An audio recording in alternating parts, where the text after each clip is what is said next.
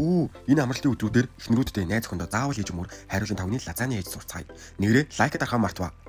Нэмээд хэлэхэд нөхрөөдөө миш нэгээрээ за шууд хоолоо эцгээе. 4 шиг сөнгө орон 4 шиг сөнгөнөө татаад жижиглээд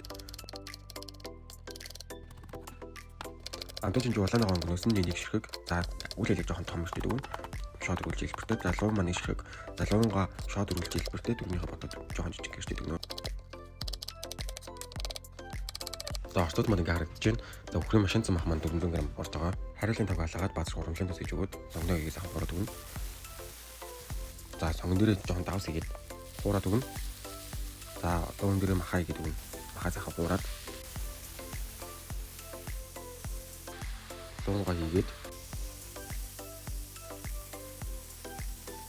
авточин зүгээ хийгээд хуураад өгнө.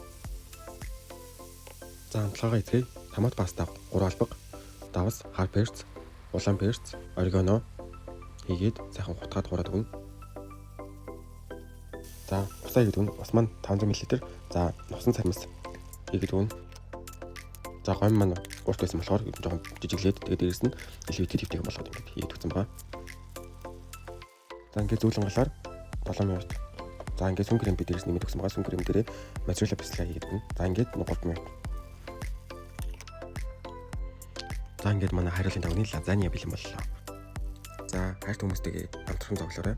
Нэрээ намайг дахаа мартваа. Дараагийн бичлэг хүртэл түр баяртай.